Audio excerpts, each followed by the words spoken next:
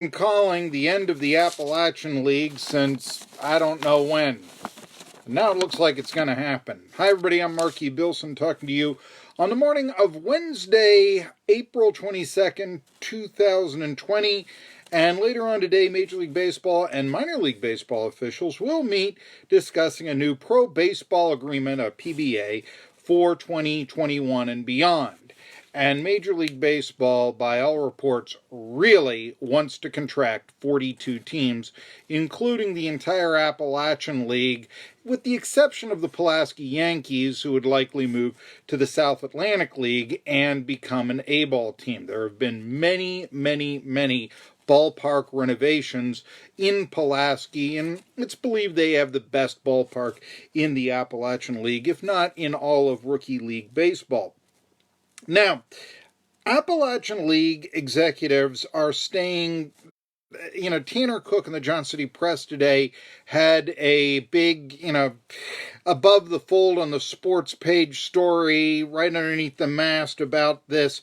And he's reporting that the Appalachian League executives are staying mum on the issue. That's never a good sign if you're hoping that the Appalachian League will return. But here's the deal. The Appalachian League teams, it's the only league where the clubs are all owned by the parent clubs. That's one of the reasons why you don't have the Bristol Boarders and the Elizabethan Snake Handlers, or so. You have the Bristol Pirates and the Elizabethan Twins. They still all have the nickname of the parent club in the Appy League. And that means that if the big league teams own those teams, then they can just do this and they're gone. And if they want to contract them, yeah. I mean, obviously, the New York Yankees kind of think that it would be good to have a Sally League team in Pulaski and that they've already made the investment there. But other than that, yeah, bye. And you've got to look at this. The Appalachian League teams play in ballparks, with a few exceptions, that are not state-of-the-art. For the Appalachian League to survive, you're talking about millions in ballpark renovation or construction.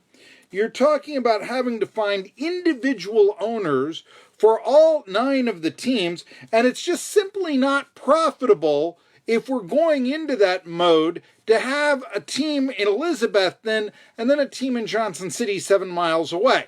It's simply, not a good deal, let alone having one in Bristol, 25 miles away, having one in Kingsport, 20 miles away, having one in Greenville, having one in both Princeton and Bluefield, West Virginia, 10 miles away? It doesn't make a lot of business sense. Now, remember when I told you, when I was doing my sports talk show and such, that you needed to be wary of Boyd Sports taking over the operations of Elizabethton, Johnson City, and Greenville. And I continued and wondered, I said, there are 5 pro sports franchises between the Virginia border and Knoxville in Tennessee, and all but the Kingsport Mets are now run by Boyd Sports. That's really close to a monopoly. But now, what's the motivation for Boyd Sports to buy certainly both Elizabethton and Johnson City, if not Greenville, and trying to keep them going on as, say, an independent league franchise or what have you, doing the ballpark renovations, which they don't even own, to try to get them in a higher level league? What's the motivation when they already own the Tennessee Smokies, and then that can become the East Tennessee region's minor league baseball team? They're talking about contracting the Chattanooga Lookouts as well. So that means that there would be one minor league baseball team, the Tennessee Smokies, and Boyd Sports takes in all the profits. And remember, they own the Smokies. They don't own Johnson City, Greenville, and Elizabethton. They just operate them. So it doesn't cost them anything to do this. They just get the spoils of the situation. Now, if those franchises go away, like I said, not only does Boyd, stand to reap the profits of this, but you also have to ask yourself why these teams would go away. Now, one of the things that minor league baseball and Major League Baseball have done, if you've noticed this, the minor league teams are now getting to be very close to where the Major League team is operated. That's good for franchise stability. I'll give you this. For years and years and years, you had the Atlanta Braves. Their AAA team was in Richmond, Virginia. I mean, it was, just synonymous. The Richmond Braves, the Atlanta Braves. Well, now it's in suburban Atlanta, Gwinnett. They're the Stripers. That's not unusual. Usually, if you look around, the minor league baseball teams are affiliated with a team that is really close by. You don't have a situation anymore where, say, the Pittsburgh Pirates AAA team is in Hawaii. Just isn't happening anymore. AAA team for the Pirates is now in Indianapolis, which is actually probably one of the farther away AAA teams to a parent club. But the AA team is in Altoona. There's a single A team in Morgantown, West Virginia. Basically, the minor league teams are near Pittsburgh. Cleveland Indians, the same way. Columbus, Akron, Youngstown, although they're talking about scrapping the Mahoning Valley Scrappers, but nevertheless. So geography plays a big part in all this. You're not going to have, as Ballpark Digest has reported, the Washington Nationals or the Farm Club in, say, Fresno. It's just not going to happen in the future. So now you're looking at the Tri-Cities. Just keep it to this. And what's the closest big league club to the Tri-Cities? Maybe Atlanta? Say 4.5 hours away? I know, it depends on how fast you drive. 4 maybe where you live or so? Yeah. That's kind of distant. It's not really a parent club close to any of the Appalachian League towns. I mean, you're going to make an argument for Princeton being close to Pittsburgh or Cincinnati or Baltimore or someplace. It's just not there. So what happens? What happens to the Appalachian League? Well, Kevin Reichert of BallparkDigest.com has a very good article that was written a little over a week ago, and he reports talk of converting the Appalachian League into a summer collegiate league. Now, this isn't the end of the world. In fact, I can see a lot of improvements here. First of all, if you really wanted to, perhaps Boyd would continue to operate this. I mean, I could see, yes, them buying at least one of these teams and then operating it as a summer collegiate league. You'd have players, theoretically, now they'd all speak English. It's not, guy up from the Dominican Republic that nobody can quote and all this. You'd have more local colleges involved. You'd have players from ETSU or Tennessee or wherever playing on these summer college teams in the Tri-Cities, let's just say. More local players, more marketable players, because they are playing at a local college. And you'd know ahead of time, not on opening day like the Appalachian League is right now, who was going to play on what team. Is it likely that there'll be 5 teams within a metropolitan region? No. But you would have teams that would probably be a little bit more marketable. Hey, you can have Star Wars night on a summer college league team. There's nothing stopping you from doing it. Just have to have the right marketing department. Also, in theory, you could have longer than a 68-game season if you want it, or shorter. Maybe that's in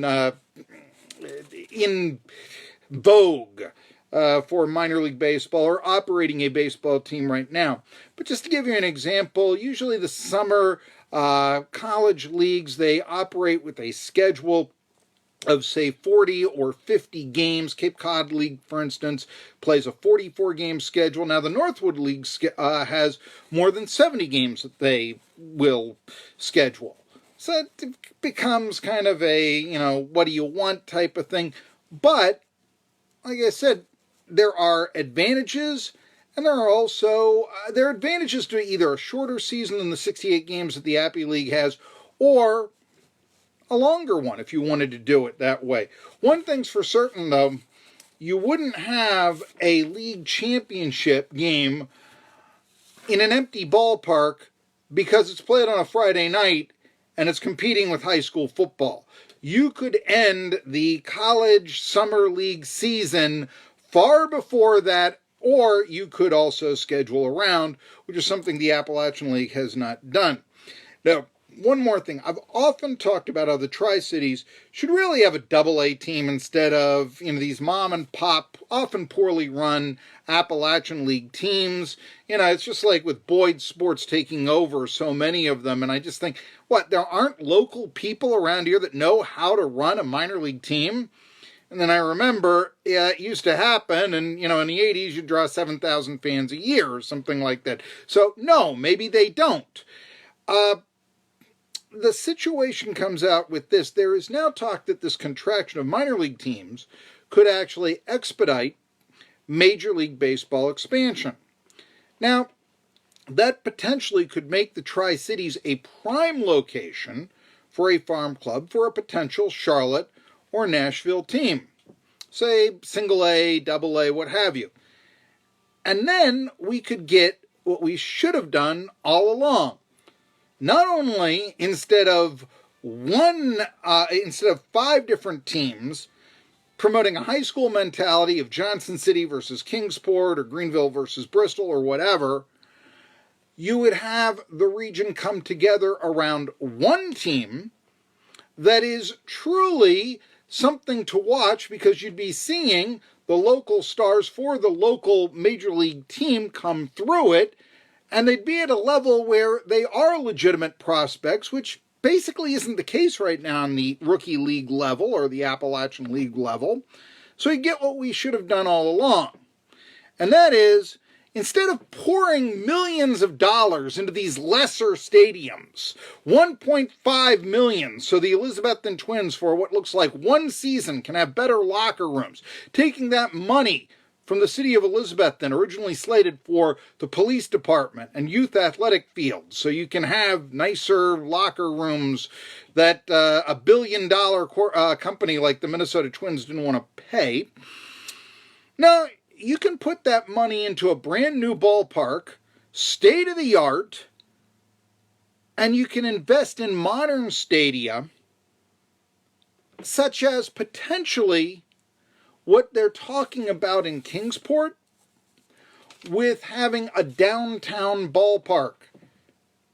Now, it just seems to me that it'd be a lot better if you put all your money into one ballpark to attract, say, a double-A team or a single-A team for these potential expansion franchises than millions and millions of dollars for a ballpark in Bristol and Kingsport for money to redo the Johnson City Cardinals field so you can have radio booths in the press box and what have you.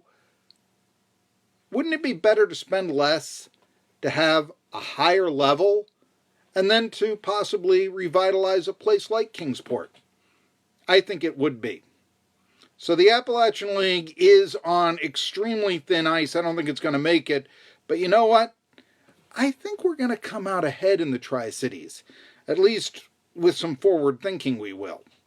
Folks, I'm Marky Billson. If you like my videos, I tell you I'm posting them up just about every day on YouTube, some of the archives of my old show, but also podcasts like this, giving you commentary that the local media in the Tri-Cities is either too afraid or not smart enough to make. And I'm going to come right out and say that.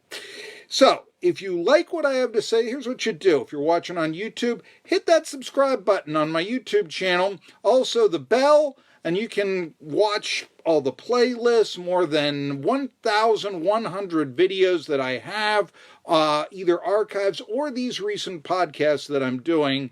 And again, making the comments that others either should be making, but for whatever reason they don't. That's why you tune in to me. Folks, I'm Marky Billson. I'll see you next time.